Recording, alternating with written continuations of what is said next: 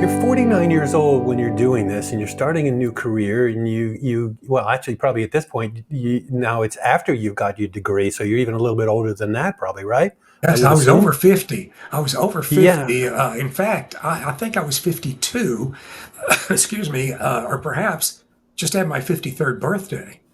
Wow. So you're 53 and you you're recruited, by Ford, which is remarkable to me that they would actually do that, to Yeah, take somebody that old. yes, Did you yes. ever have a conversation with anybody along the way, or maybe the recruiter or the first person you went to work for, of why they did that? Because I mean, that's a pretty ballsy move on Ford's part. Also, really, I mean, you have all the dominoes falling exactly where they need to be.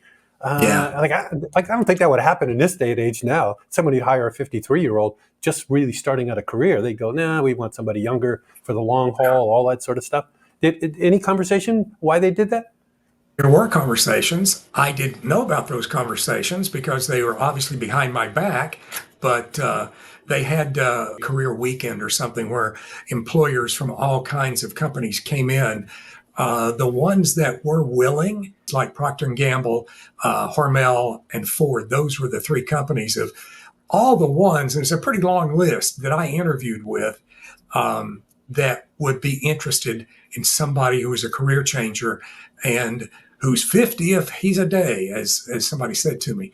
Um, but Ford was open. I found out after I hired in to Ford because, I've loved cars and trucks and been a gearhead my whole life. Hmm.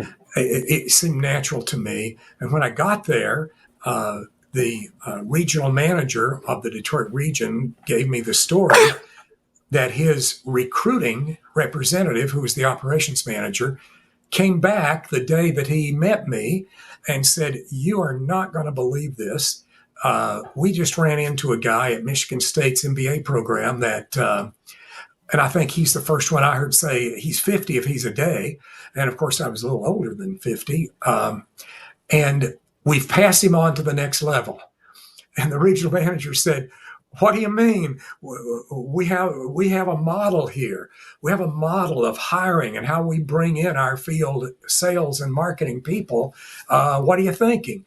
He said, "I'm thinking that he's going to make it through. And if he doesn't, because there were a lot of steps that you had to pass through, including a lot of electronic testing.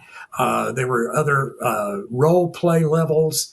It's called an assessment center that were pretty heavy duty, but they did have that question. And when I did make it through, ended up getting into the Detroit region, the regional manager shared those stories with me, that the conversation they had behind the scenes.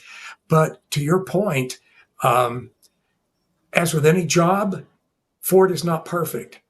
I worked at great radio stations. They were not perfect.